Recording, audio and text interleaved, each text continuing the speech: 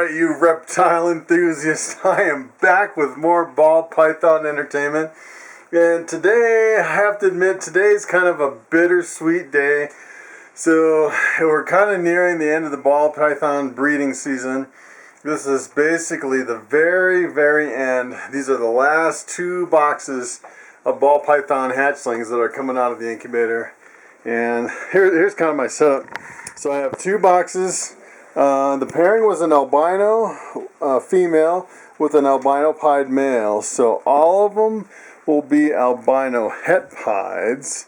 And take a look at this. So in my last clutch, I actually bred an albino het pied back to an albino pied, and we popped out this beauty. Take a look at this. Woo! This is exactly what we're shooting for. This is a gem of a snake, and this is an albino pied, and she shed out, and she's eaten 1 meal. She looks beautiful. Take a look at that. Awesome. So basically, the yellow here is the albino, and then the pied is the splotches of white on here. And so all of them today will be het pied. Have 1 copy of the pied genes, but there won't be a visual, and you won't see any of the white splotches on there. So I felt very fortunate to actually hatch out one of those albino pieds this year. That's exactly what I was shooting for, and I got 1, and I'm definitely holding that one back. So here's the rest of my setup. I'm going to put the camera on this tripod, and you can watch me open those boxes, and then we'll go ahead and probe them.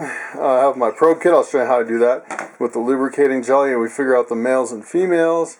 I'm not sure if we're going to have any out of the egg. They're still in the egg. I'm guessing most of them should be out because it's been like 4 or 5 days since we looked at them. And then the ones that are out, we'll go ahead and print a label, do a magnetic. I use this magnetic tape.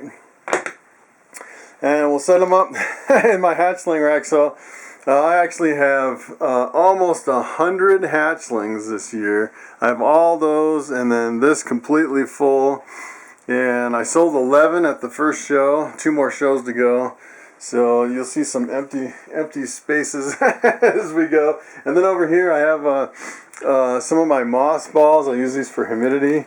I'm just kind of soaking them, and then some cups to hold the water, paper towels to line the tubs, and we'll go ahead and I'll line some tubs and set them up in the rack, and let's get started and open a box. Alright, so the last time we looked at these, if you look back at the video, it was kind of a bust because none of them were really completely out of the egg. So hopefully now, several days later, most if not all should be out. So let's see what we have here. Ooh, nice. Very nice.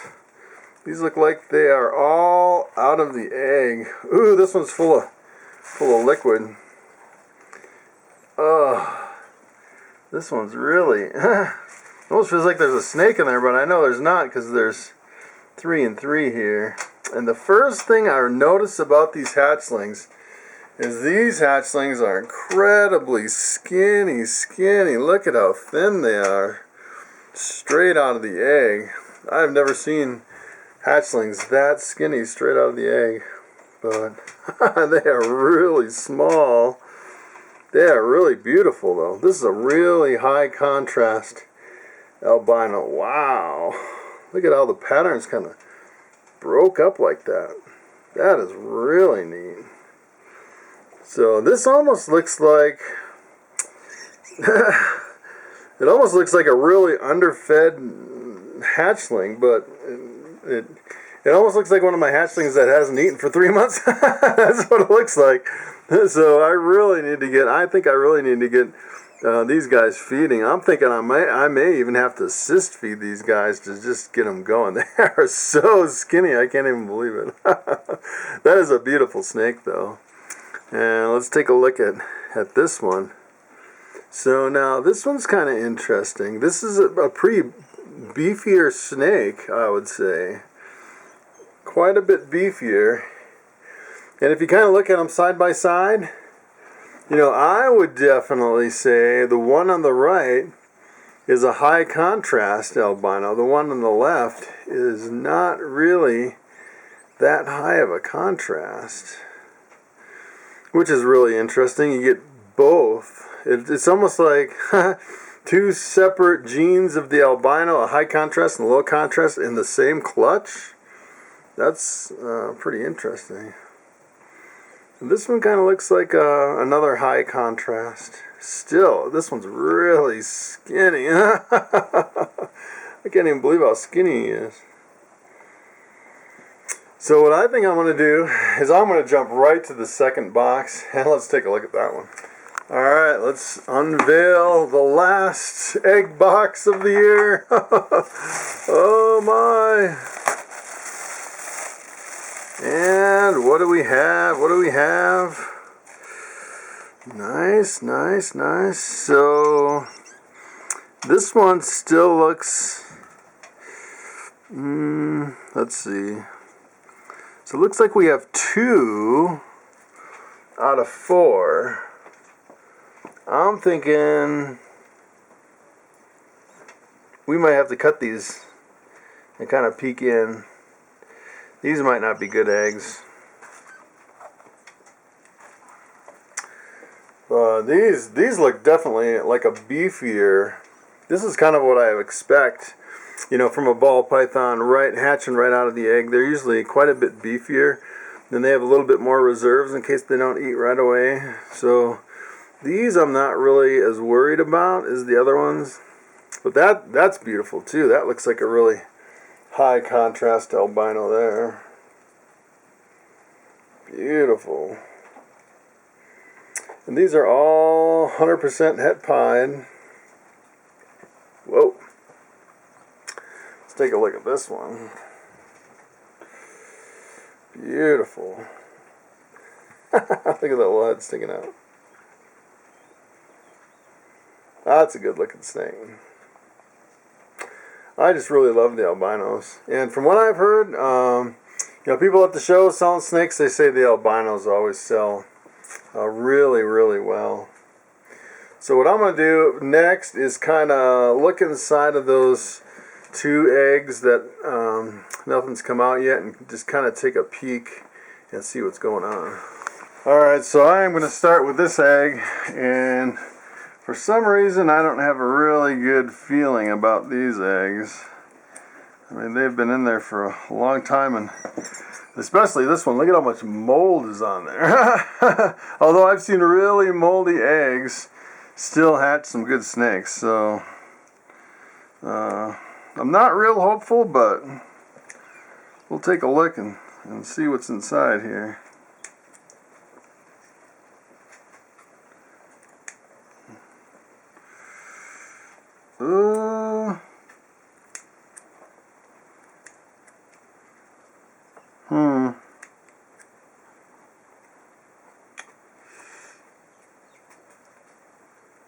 Interesting.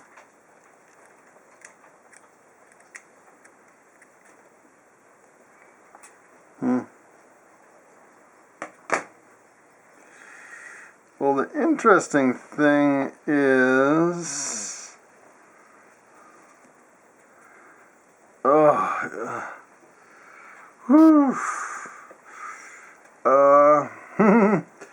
I don't even know what to do with this one. It smells really, really bad. Oh, it's disgusting. And I can actually see the head of a snake right there. But take a look at all the, it looks like one huge birth defect. Does not look good. I'm almost tempted just to put this back in the incubator. I think I might, just to see if anything pops out. Because I see a head, but it smells bad, and I'm not too hopeful on that one. That's pretty unfortunate. Alright, let's take a look at this one. And this one has quite a bit of mold on it too. But I've seen eggs that are worse with good snakes come out. That's actually the very first kind of a birth defect that I've seen.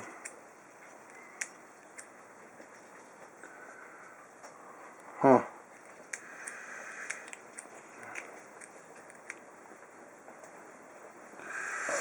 Wow, this one's kind of the same way.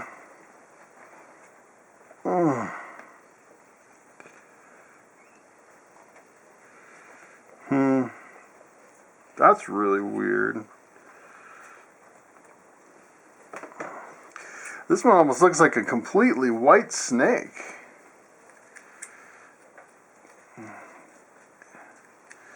And there's no way with this pairing that you could get a white snake.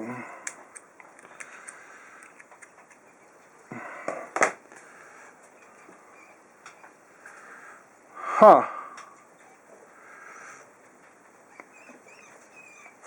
Oh, wow. It almost looks like on these two, they kind of developed and maybe died in there. Unfortunately.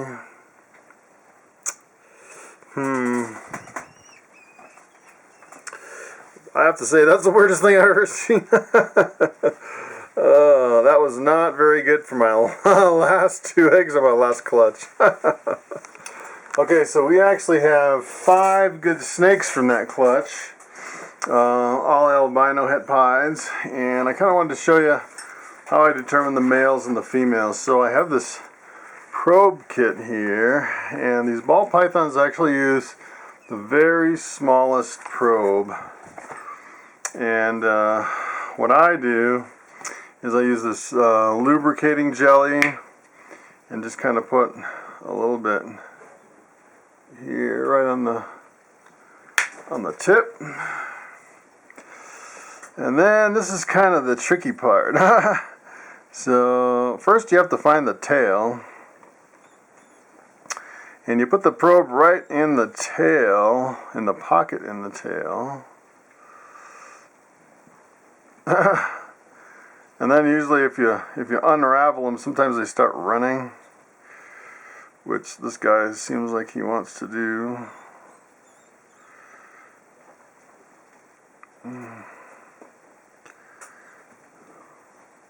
It's like, really the trick is to have the right kind of have the right handle on the snake, I guess. And this one is already starting to run, so it's a little bit harder. Sometimes I don't do this on camera because it takes so long sometimes. And then basically you just gently, and then you kind of have to wait for the snake to relax a little bit.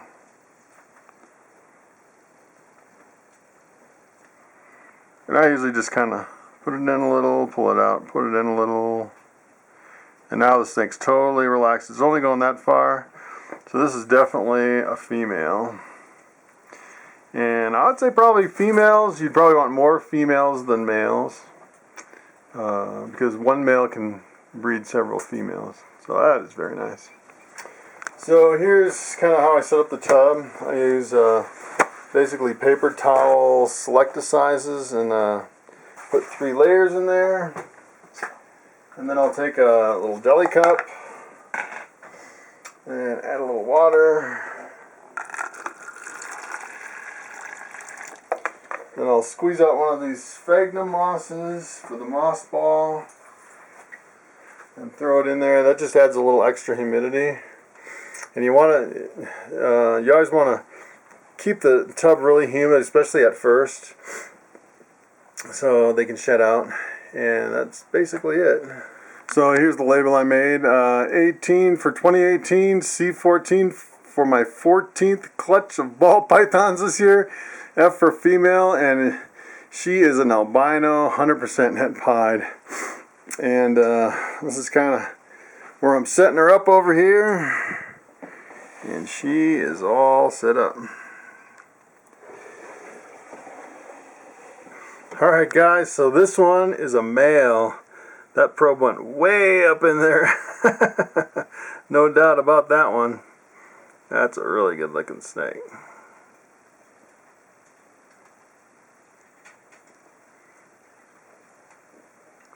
This is one of the more beefier ones too.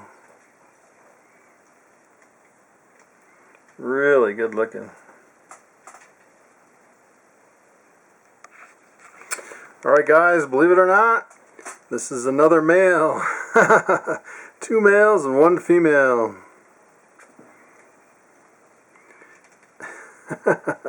These albinos are beautiful. Really stunning.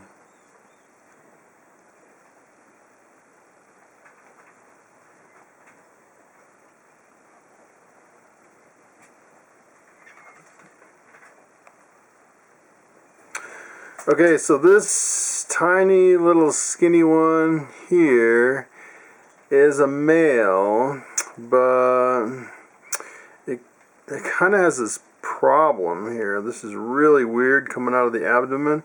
And the thing that, you know, sometimes I've seen a little bit coming out of the abdomen like that, but the weird thing that really concerns me is it's got a really hard mass from here to here, and it's really, really big. I don't think there's any way I could work that mass out. And I'm pretty sure this is what they call hard belly.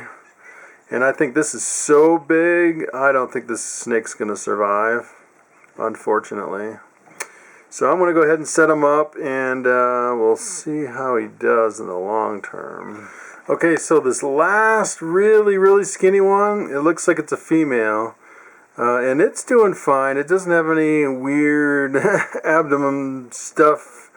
Doesn't seem like it has any hard belly or any deformities or anything, but it's really, really small. I think by far this is my smallest hatchling of the whole year. This is extremely small. And I'd say I probably wouldn't sell this at a show this year. I'd probably try to get some decent food into it and raise it up and sell it in the spring. So it's got a really pretty pattern to it. But hopefully we can get it eating. I'm thinking I might have to assist feed this one. It's just really so small. It's pretty unbelievable. Alright guys, so that was a bittersweet end of the season. You know, although we did miss a couple eggs here, so the 2 eggs, I don't think they're going to make it in the hard belly, but we did get 3 really nice, really beefy albino het pieds, and we got the skinny one. I think she'll be okay. So, you know, just kind of looking at the pairing, and some of the smaller snakes, maybe the genetic anomalies inside the eggs that didn't quite fully develop, I may actually avoid pairing those 2 parents next year and figure out some kind of other pairing for that albino. So thanks for watching, and I will see you next time.